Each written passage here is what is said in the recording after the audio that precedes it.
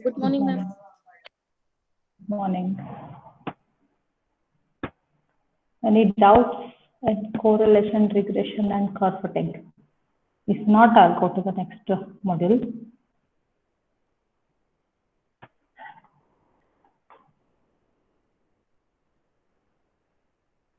Okay, then I'll go to the next module. That is probability you're going to study there. Random variables actually it is. And for that, you need the basic things of probability. Can you define something? Can you tell us a random experiment is? Have you heard of it?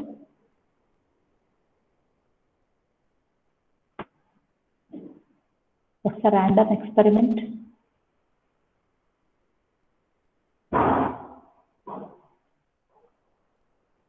Heard of it or not? At least tell me that, or not remembering it. Quick.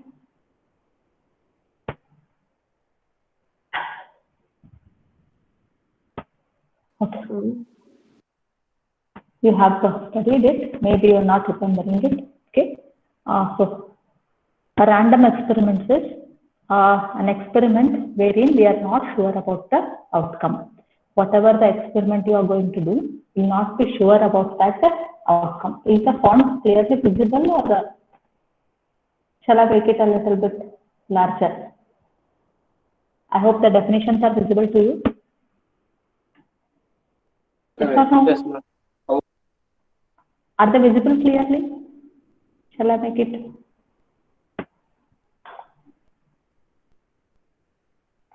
Is it okay now? Yes.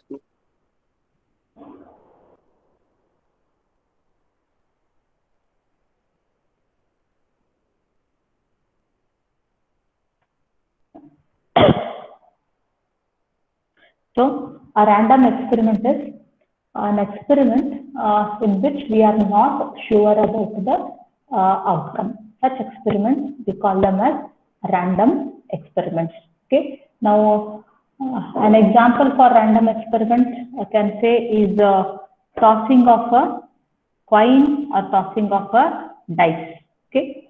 If you toss a coin, there are two outcomes possibly. That is, one is the what you say, head, or you may get a tails. So there are two possibilities. So when we say that we are doing a random experiment, means we are not sure about the outcome. Such experiments we have called them as a random experiment. Rolling of a die, or a dice you can say. So when you roll a dice, there are 1 to 6 numbers on it. Any number can be displayed. You don't know what the outcome is. Every time you perform the experiment, the outcome will be different. So such experiments, we call them as the random experiments. Okay. And next, if we repeat these random experiments several times, whatever the experiment we do each time, we call it as the trial. Trial means every time you perform an experiment, that is called, you know it. Okay.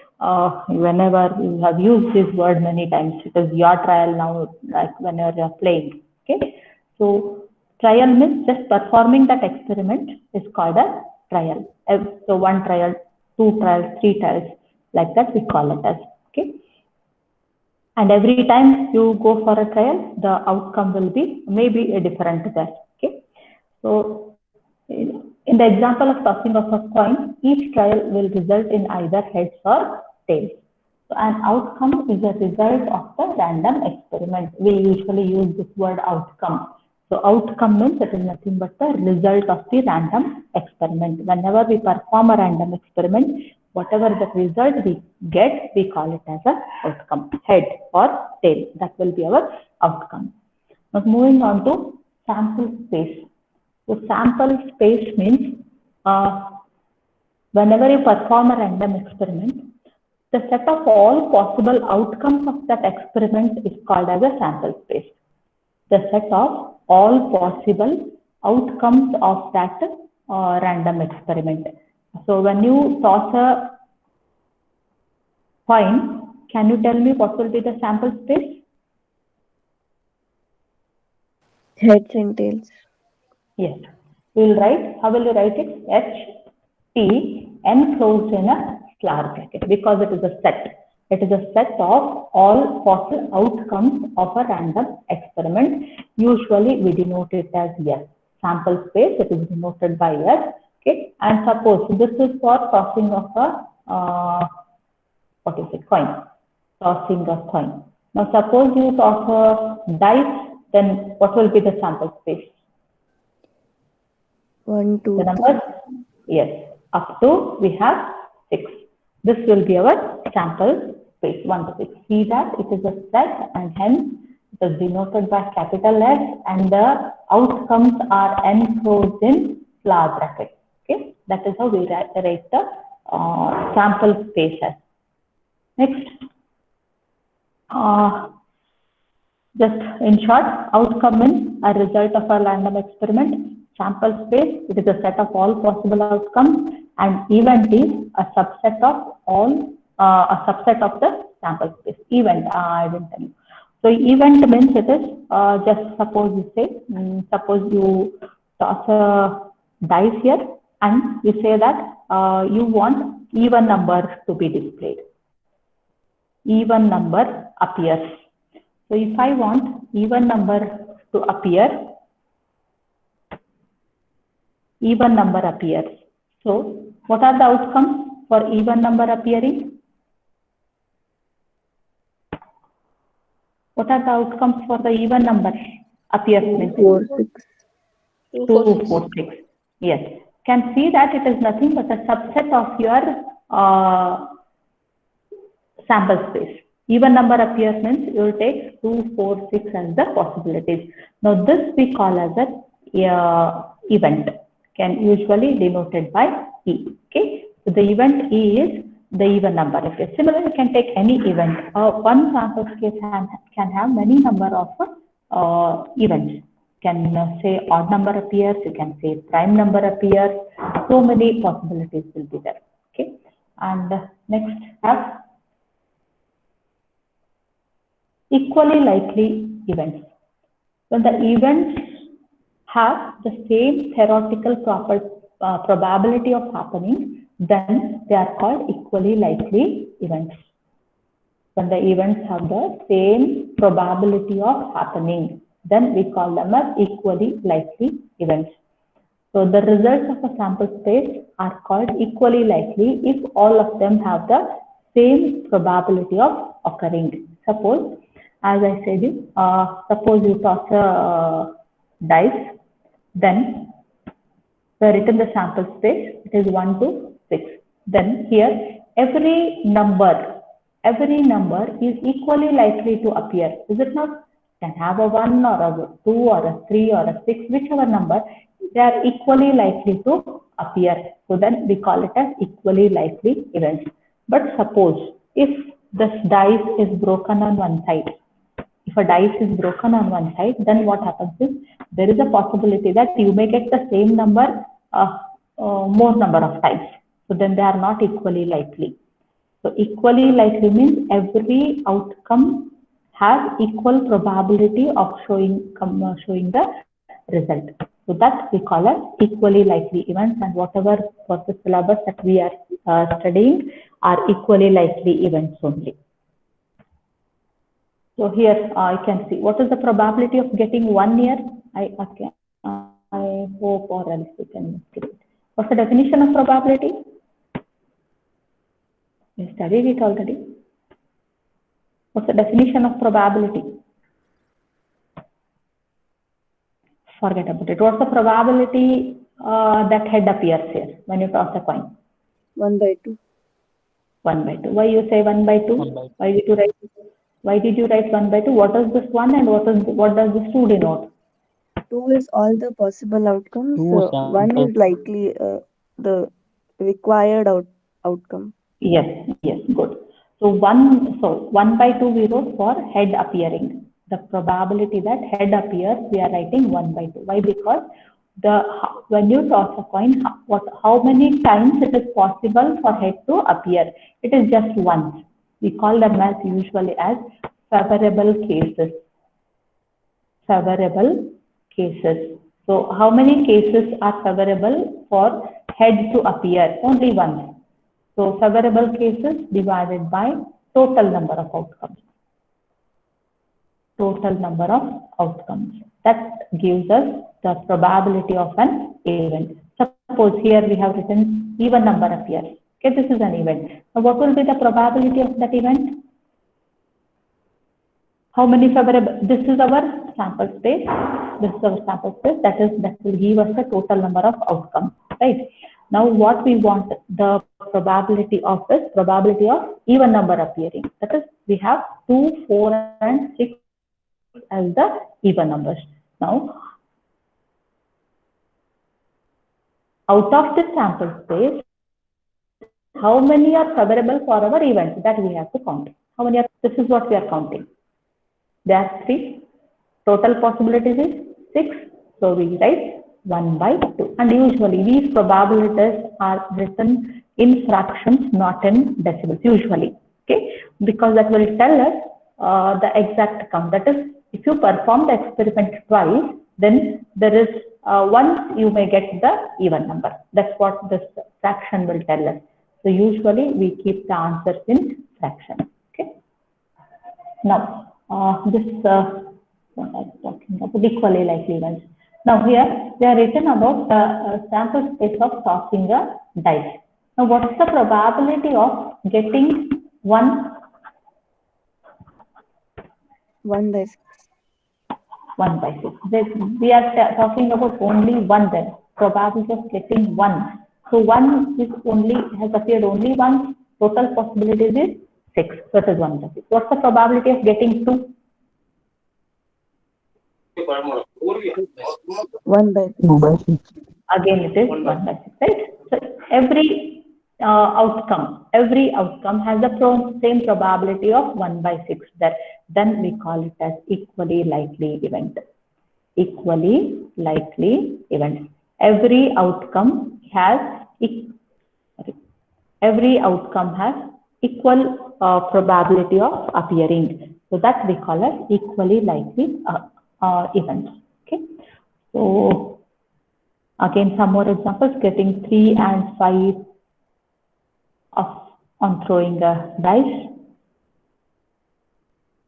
Then getting an even number and odd number on a dice. So these are again different examples of equally likely events. Just remember that we are doing only equally likely events only, because we are always consider a fair coin or fair dice when we get the events. Okay. Next comes mutually exclusive events. So here, what do we mean by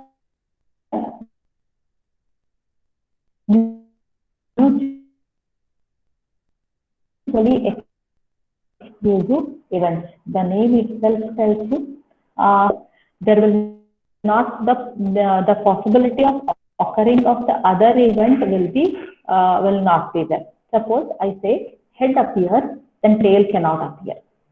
If I say tail appears, then head cannot appear. Then appearing of head and appearing of tail, these two events are mutually exclusive events. Okay. Now suppose I say odd number appears. What is the event there? If I say odd number appears, for a dice, throwing of a dice, if I say odd number appears, what are the cases? 1, 3, 5. 1, 3, 5. 1, 3, 5. Now I want, if I say even number appears, 2, 4, 6. 2, 4, 6. Okay. And if I say prime number appears,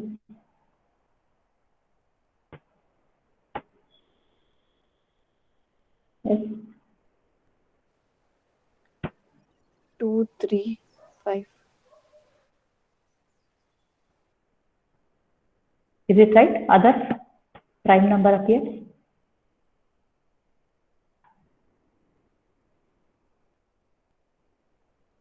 Is this set correct, other students?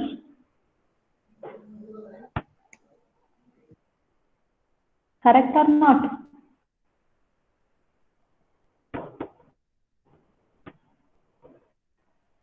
Say yes or no. Is it correct? Correct? Yes.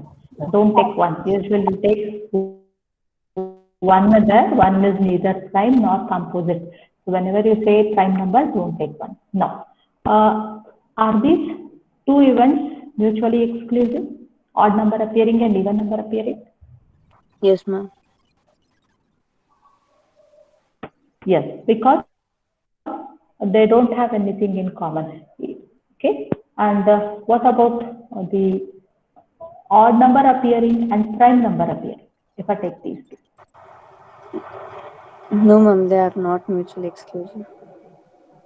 they are not, because when I say odd number appears, 3 and 5 may appear. That is, you are getting prime number also. If one occurs, the other should not occur. Then we call it as mutually exclusive. So whereas here even number appears and prime number appears, they are not mutually exclusive. And even what about even number appearing and prime number appearing? Are these mutually exclusive? These two? No, ma'am. No, because again we have 2. Okay, when I say even number appears, 2 is there, it is also a prime number. So we have an element in common, that means they are not mutually exclusive. Okay, so in other words, to say that they are mutually exclusive, using probability, we can write probability of A intersection B must be equal to 0. If probability of A intersection B is 0, then they are mutually exclusive. What is probability of, I'll write this as A, this as B, this as event C. Can you tell what is probability of A here?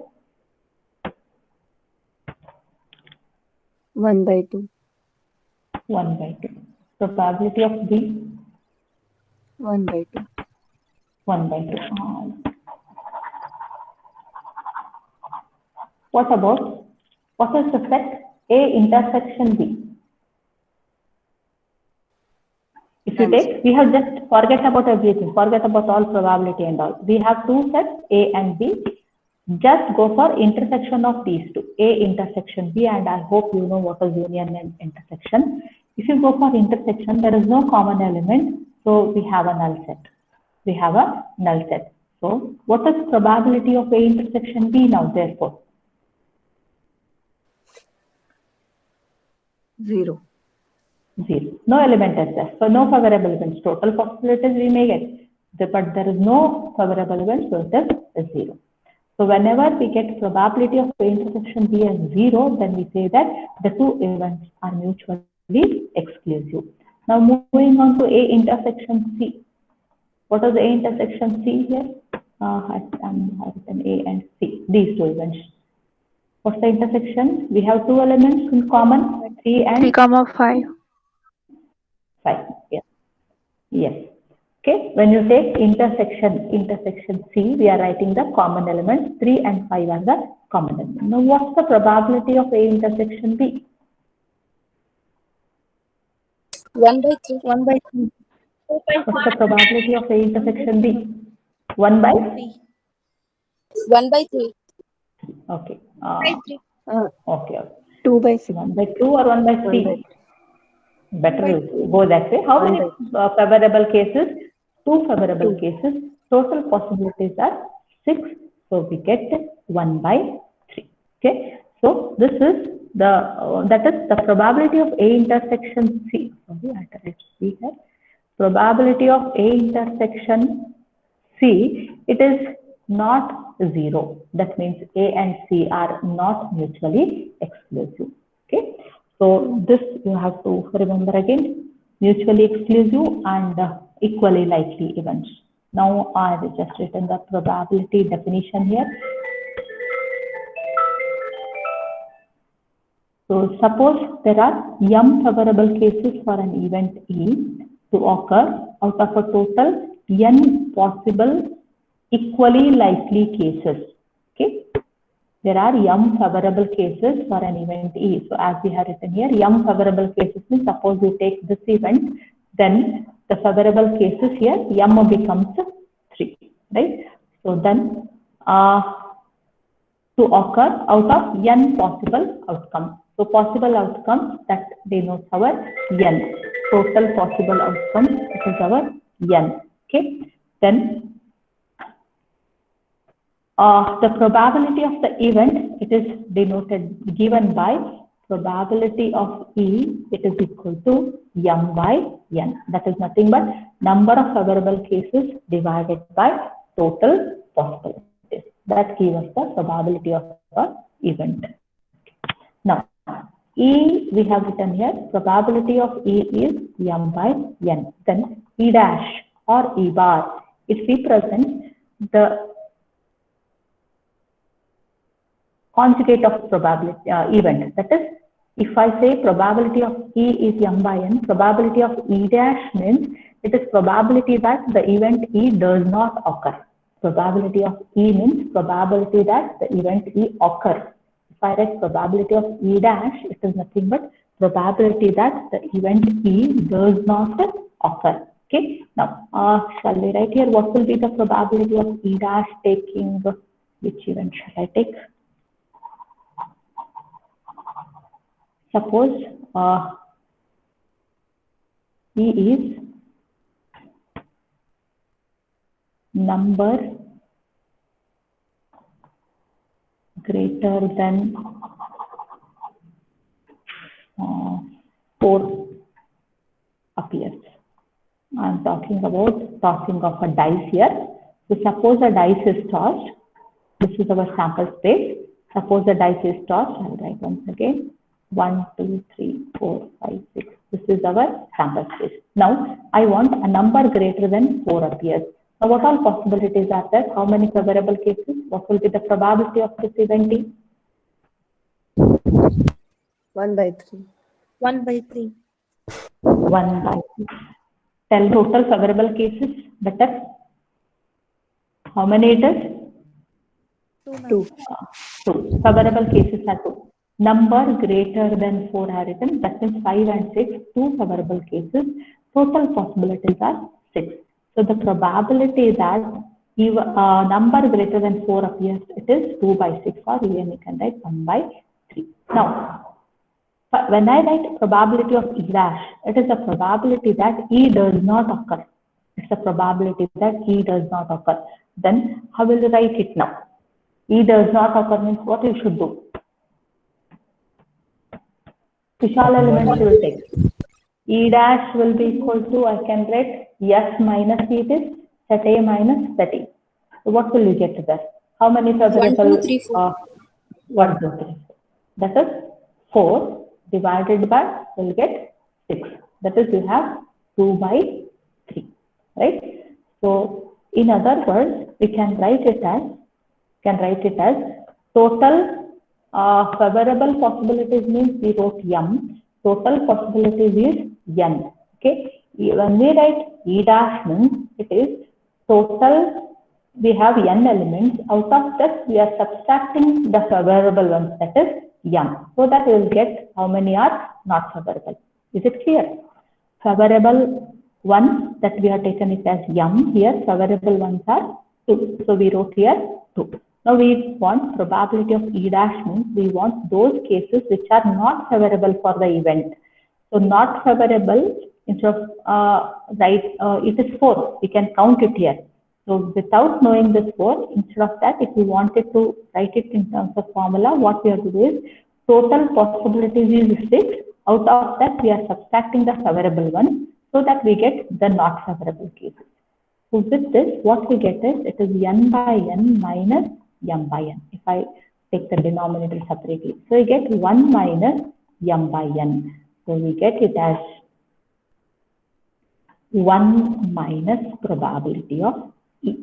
Probability of E bar or E dash, it is 1 minus probability of E. M by n, it is nothing but our probability of E. So probability of E dash will be equal to 1 minus probability of E. Or you can say probability of E plus probability of E dash will be always equal to 1. So whenever you have probability of the event happening and the probability of event not happening, when you take the sum of both, you have to get it as 1. So this is an important property of this probability. Okay, so that is what is written here. Probability of E plus probability of E dash will be always equal to 1. Okay, this means that the total number of probabilities in any random experiment is always equal to 1. So remember that whenever you are taking total probabilities of the random experiment, it should always be equal to 1. Now these are called the axioms of probability. There are 3 axioms. For any event A, the probability of A is greater or equal to 0. For any event, whichever event A, here instead of E I have written A there. Whenever you take any event A, then when you write the probability of that event, it should be always greater than or equal to 0. Value of this A, that means it's always positive only. You cannot have probability of an event as a negative number. It has to be always greater than or equal to 0. Okay. Next one says, when S is the sample space of an experiment, the set of all possible outcomes, probability of the sample space will be equal to 1. If S is the sample space, then when we write probability of the sample space, it has to be equal to 1. Like in the experiment of a dice again, the sample space is 1, 2, 3, 4, 5, and 6. Okay. Now in this, if I say the event is a number less than 7 appears. Less than 7 appears. Then what happens? What all are the possibilities? All values. Again, you have 1 to 6. A number less than 7 appears means you'll take all the values 1 to 6. So the event is the same as your sample space. Then obviously the probability will be equal to 1. Favorable cases is also 6. Total possibilities is also 6. So the probability will be equal to 1. Hence, probability of the sample space. This is nothing but your sample space only. Probability of the sample space will be always equal to 1. And last axiom is, if A and B are two mutually exclusive events, then probability of A union B is equal to probability of A plus probability of B minus probability of A intersection B. That's called the addition law of probability. I hope you have done examples on this using Venn diagrams and all, and I don't think so it is necessary to explain it. I hope you know it. Yes or no?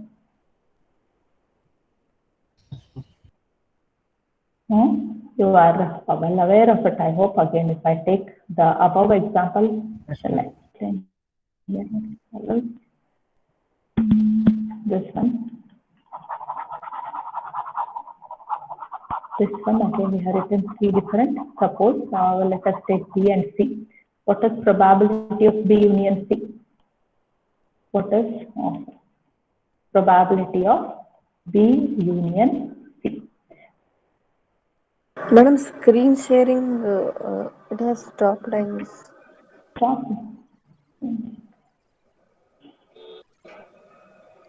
I don't know if it's a problem with only me or everyone is facing it. No, I think it has stopped. Yes, I'll share it. Okay. Check out now. Is it visible? Yes, ma'am. Okay. So here, if I take B and C as 2 events there, then if I want probability of B union C. So what is the probability of B union C? Directly if you do, you know what is B union C. What is the set B union C?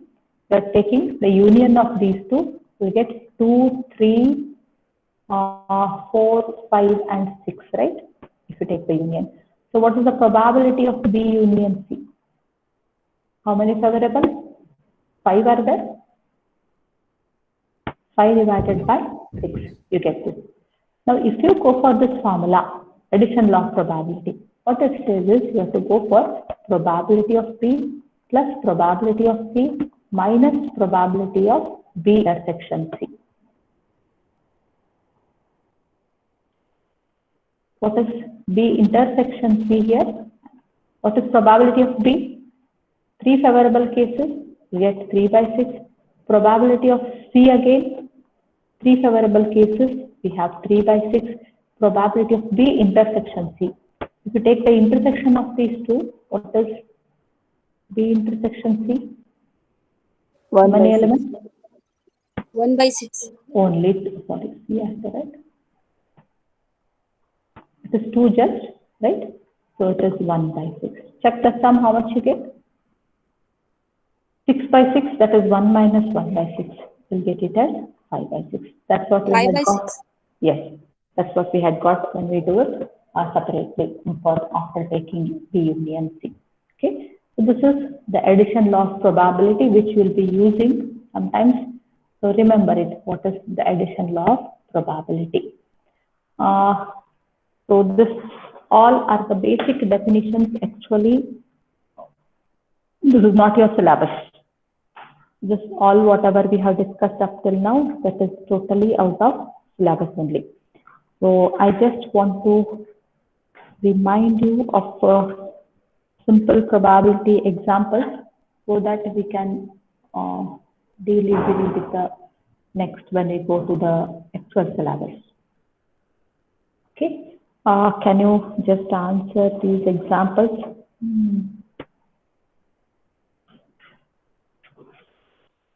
I'll not write the example, I'll just explain it. You can just tell me.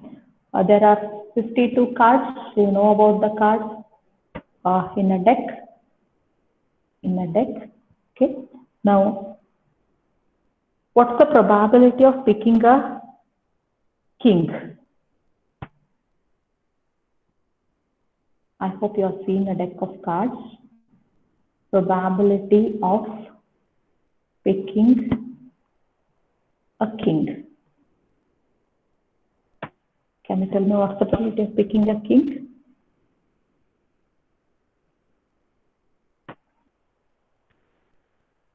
One by 4 by 4 by 52.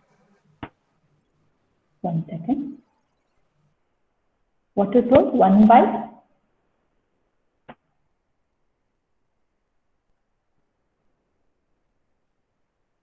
It was 1 by 4 or 1 by 52?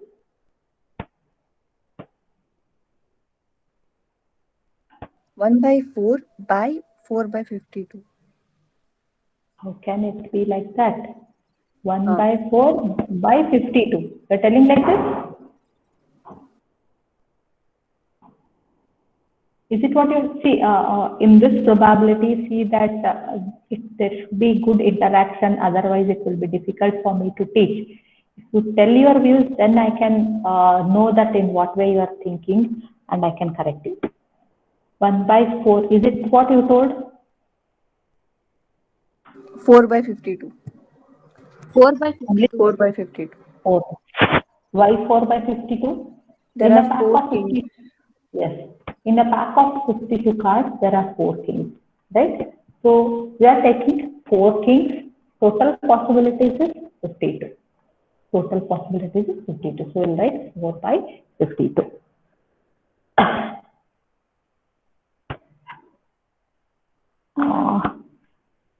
What's the probability of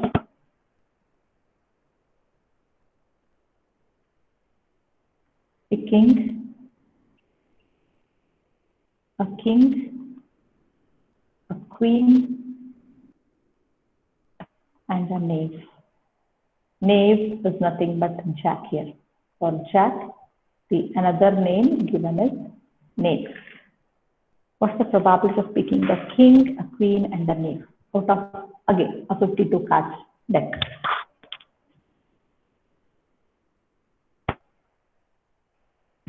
What's the probability of picking a king? Just now you are written? 4 by 52. Okay. What's the probability of picking queen? Same. 4 by 50. Okay. And what's the probability of picking a knave? Knave, a jack again. I hope you have seen the deck of cards. If not, please go. Yes. 4 by 52. Now, should I add them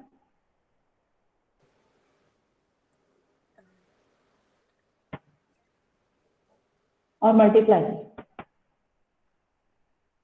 Multiply. What should be done? Yes? Tell me your views. Madam, what is your exact No question? problem, Mr. King Todd. and a queen, or king or a queen? And Picking a king, a queen, yes, of course, and a name. I think we have to add. You have to add others. Any other answer? Is it right? Adding? Yes, madam.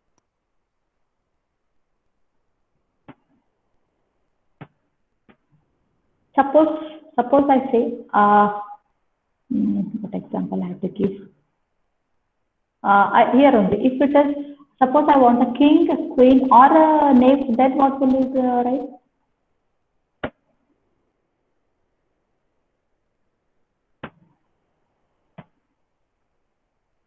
I'll give a simple example. There are, suppose I say A, B, C, D. There are 4 students.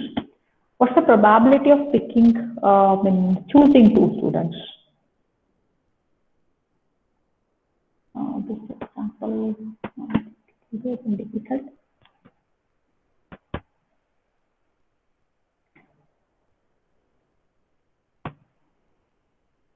Great. I'll go for.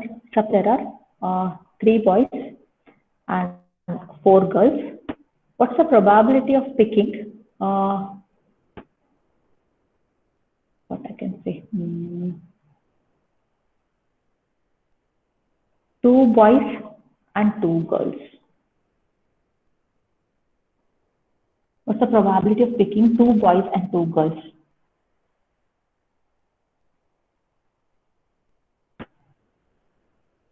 See here, we want a king, a queen, and a knave. You want all the 3 simultaneously or not? Or you want any one of it? I'll write this off. It is a king, a queen, and a knave. You want all the 3 simultaneously to appear. Then you have to take here multiplication.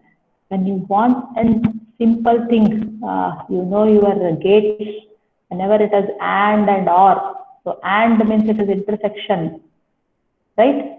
Or means will take union. So whenever it is and, go for multiplication. Whenever it is or, it is addition. At least you can remember that much. And means it is multiplication, or means it is addition.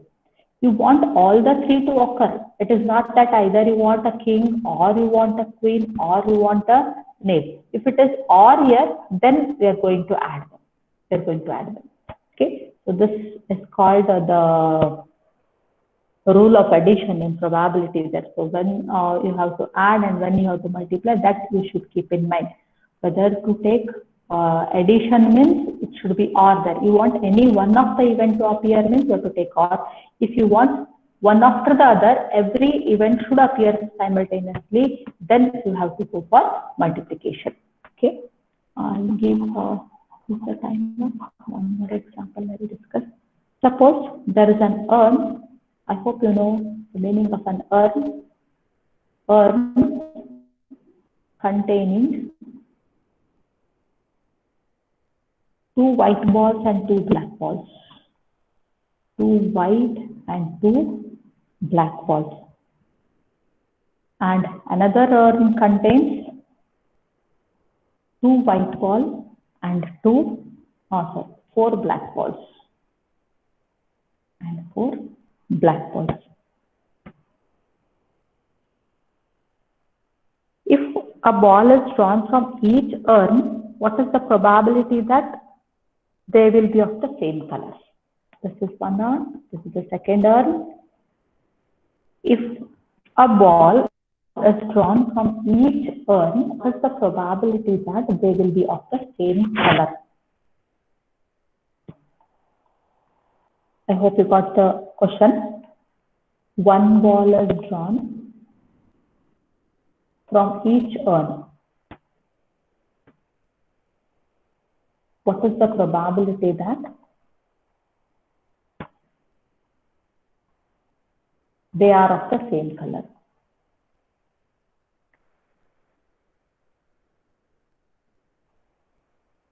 So first let us think about white ball.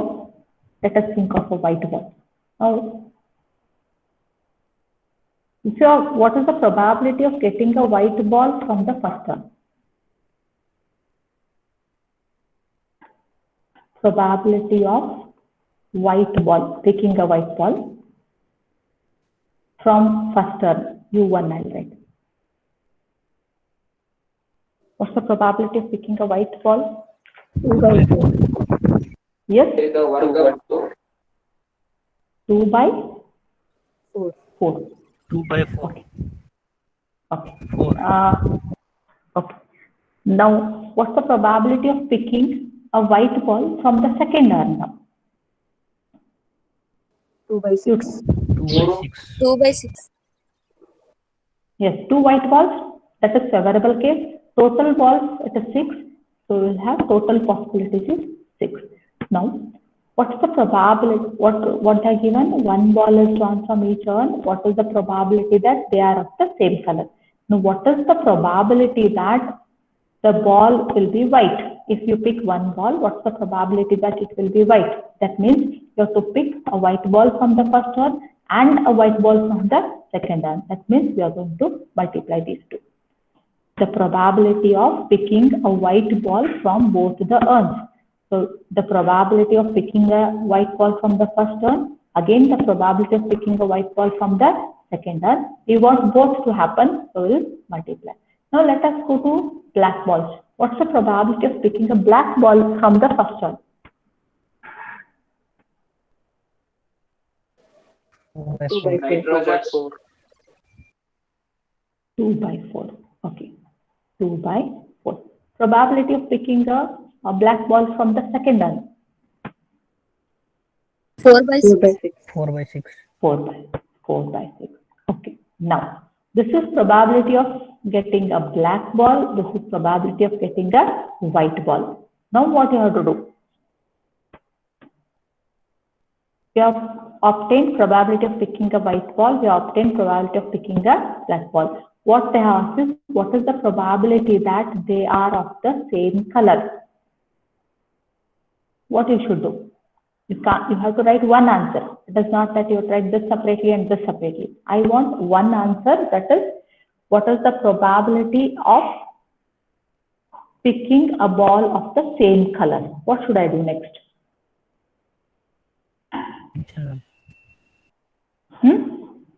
Addition. Addition. Why addition? Because either we want same color they have. Either we want a white ball. Yes. Either it has to be a white ball or you want a black ball, but it has to be of the same color. So if you pick a white ball, this is the probability. If you pick a black ball, it's the probability. Any one of them we want, we'll go for addition of this. So whatever the answer you get, that will give you the probability of this event. Okay. So just go through other things of probability. If you have any book, go through them, then you'll come to know. Actually, why we write 2 here?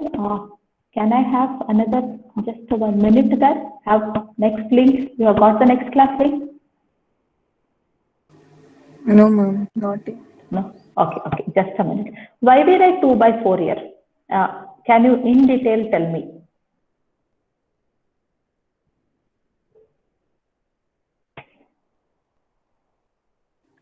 Because there are 2 white balls and those are the white balls we want, and there are total 4 balls in the... Forget about this. No, forget about this. There are 2 balls, right? There are 2 white balls and you are picking how many balls from it? 1, only 1. Only 1. Then why did you write 2?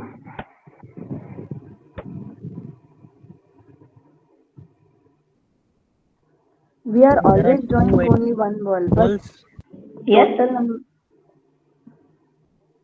See, what I want to see, there are 2 balls. We want 1 ball from it. That is nothing but out of 2 balls, we are selecting 1 ball. That can be done in 2 C1 ways. That can be done in 2C1 ways, and hence we get there 2. Suppose I say 2 balls are picked. Suppose I say 2 balls are picked. Both are to be white. What's the probability?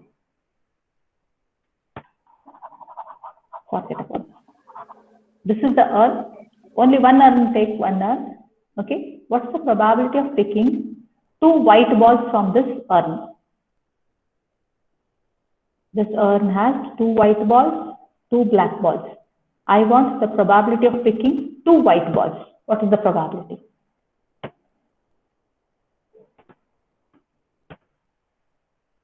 That is why we go for this combinations. Okay. There are 2 white balls. In how many ways can you pick these 2 white balls? Out of 2, you want both. It is 2C2. You are selecting both white balls. It is 2C2. Now, what about the denominator? Totally, how many balls are there? 4 balls. You are picking how many balls? 2 balls. Here it was 1, so we just write 1 because 4C1 was 4 only. That is why we have got that 4. Otherwise, if you are picking 2 balls, then total there are 4 balls. Out of that, we want 2 balls. That means we'll write that 4C2. Again, out of 2 balls, suppose you can go for the second urn. Suppose here in the second urn, there are 2 white balls and 4 black balls. What's the probability of picking 2 black balls here? I want 2 black balls. What will be the probability?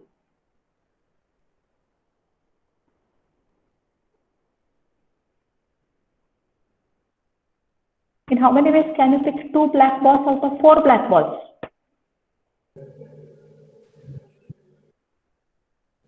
Four C2.